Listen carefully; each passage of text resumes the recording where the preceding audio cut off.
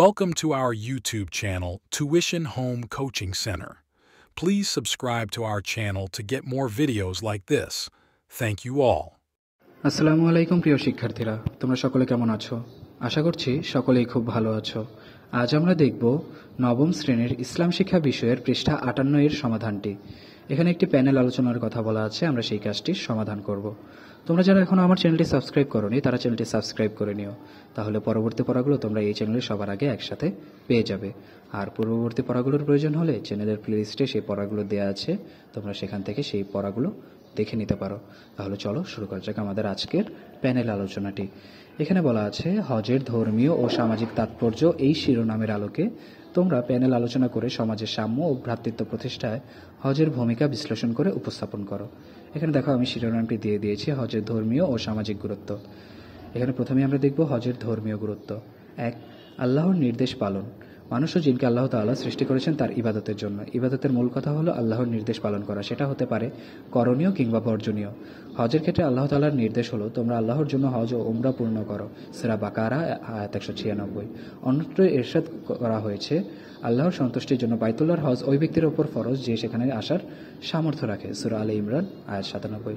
হাদিসে এসেছে জীবনে একবার হজ পালন করা ফরজ, সুনানে আবি দাউদ হাদিস নং 1721। 2. আল্লাহর সান্নিধ্য ও সন্তুষ্টি অর্জন। আল্লাহ তাআলা সবসময় বান্দার কাছেই থাকেন। এরপরও কাবা যেহেতু তার ঘর, পৃথিবীর শ্রেষ্ঠতম জায়গা এবং সেখানকার ভূমি যেহেতু বরকতময়, নিরাপদ, সঙ্গে রয়েছে নবী রাসূলদের স্মৃতি বিজড়িত অনেক স্থান ও স্থাপনা, তাই সেখানে কেউ প্রবেশ করলে সে বিশেষভাবে আল্লাহ তাআলার সান্নিধ্য, সন্তুষ্টি ও নিরাপত্তা লাভ করে। কোরআনে ইরশাদ হয়েছে মানুষের ইবাদতের জন্য নির্মিত সর্বপ্রথম ঘর যা মক্কায় অবস্থিত সেটি বিশ্ববাসীর জন্য পথ প্রদর্শক। সেখানে রয়েছে মাকামে ইব্রাহিমের মতো অনেক প্রকৃষ্ট নিদর্শন, যে সেখানে প্রবেশ করবে সে নিরাপত্তা লাভ করবে, সূরা আলে ইমরান আয়াত 96-97। হাদিসে এসেছে হজ ও উমরা পালনকারীরা আল্লাহর মেহমান, বিশেষ মর্যাদা ও সান্নিধ্য প্রাপ্ত, তাই তারা আল্লাহর কাছে কিছু আবেদন করলে তিনি তা কবুল করেন, ক্ষমা চাইলে ক্ষমা করেন, সুনানে ইবনে মাজাহ হাদিস নং 2898। এরপর 3. পাপ মোচন ও পুণ্য অর্জন। হাদিসে এসেছে হজ তার আগের সব পাপ পুণ্য ধ্বংস করে দেয়, অর্থাৎ হজ পালনকারীর সকল পাপ ক্ষমা করে দেওয়া হয়, মুসলিম 121 নম্বর হাদিস।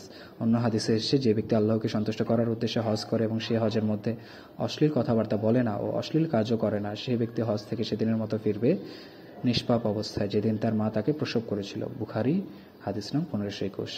আব্দুল্লাহ ইবনে ওমর রাদিয়াল্লাহু আনহু সূত্রে বর্ণিত, তিনি বলেন আমি রাসূলুল্লাহ সাল্লাল্লাহু আলাইহি ওয়াসাল্লামকে বলতে শুনেছি যে ব্যক্তি বাইতুল্লাহর 7টি তাওয়াফ করবে সে সময় প্রতিটি পদক্ষেপে আল্লাহ তার জন্য একটি করে নেকি লিখবেন এবং একটি গুনাহ মোচন করবেন ও 1 গুণ মর্যাদা বাড়িয়ে দেবেন, মিশকাতুল মাসাবিহ হাদিস নং 2528। হজের সামাজিক গুরুত্ব। 1. ধৈর্য ও ত্যাগ। শারীরিক, মানসিক ও আর্থিক 3টি বিষয়ের যৌথ প্রয়াসে পালিত হয় হজ। এক্ষেত্রে ধৈর্য ও ত্যাগের মানসিকতা না থাকলে শীত গরমের তীব্রতা উপেক্ষা করে মানুষের ভিড় ঠেলে একটি ইবাদত সম্পন্ন করা কখনো সম্ভব হতো না। তাওয়াফ, সাই, কঙ্কর নিক্ষেপ সহ সব কাজেই মোটামুটি কষ্টের। সুতরাং হজ থেকে মানুষ ধৈর্য ও ত্যাগের মতো মহৎ গুণাবলী শিক্ষা লাভ করতে পারে। 2. সাম্য ও সম্প্রীতি। হজ রাজা প্রজা, ধনী দরিদ্র, উঁচু নিচু, আরব অনারব, নারী পুরুষ সবার মধ্যে একটি সাম্যভাব প্রতিষ্ঠা করে। সঙ্গে সঙ্গে হজ আদায়কারীদের মধ্যে পারস্পরিক সম্প্রীতি ও ভালোবাসাবোধ জাগ্রত করে। সবার কাজ এক, পোশাক এক, ধনী এক, লক্ষ্য এক। একই দেহ আর একই প্রাণের উৎসব যেন কাবার প্রান্তরে চলে। ইসলাম মুসলমানদের এই রূপটি সব সময় কামনা করে। আল্লাহ তাআলা বলে নিশ্চয়ই সব মুমিন ভাই ভাই, সূরা হুজুরাত আয়াত 10। হজ যেন সেই দৃশ্যটি ফুটিয়ে তোলে। এজন্য প্রিয় নবী সাল্লাল্লাহু আলাইহি ওয়াসাল্লাম এর সেই বাণীর শোভন, মুমিনরা একই প্রাচীরের ইটের মতো যারা একে অপরের থেকে শক্তি সঞ্চার করবে। এরপর দেখো রয়েছে 3. একতা ঐক্য। একতা শক্তির মূল, বিচ্ছিন্নতা দুর্বলতার কারণ। তাই আল্লাহ তাআলা বলেন তোমরা আল্লাহর রজ্জুকে দৃঢ়ভাবে ধারণ করো, বিভক্ত হইও না, সূরা আলে ইমরান আয়াত 103। হজ যেন সেই একতার দৃশ্যই ফুটিয়ে তোলে। এক ইমামের অনুসরণ করে মুসলমানরা বিশ্বকে জানিয়ে দেয় আমরা এখনো ঐক্যবদ্ধ। তাহলে শিক্ষার্থীরা আজকের পড়াটি এইটুকুই। পড়াটি যদি ভালো লেগে থাকে তাহলে চ্যানেলটি সাবস্ক্রাইব করে আমাদের সাথেই থাকো। পরবর্তী পৃষ্ঠার সমাধানগুলো তোমাদের জন্য খুব শীঘ্রই আপলোড করে দেওয়া হবে এই চ্যানেলে, তাই চ্যানেলটি সাবস্ক্রাইব করে পাশে থাকা বেল আইকনটি প্রেস করে রাখো। ধন্যবাদ সকলকে।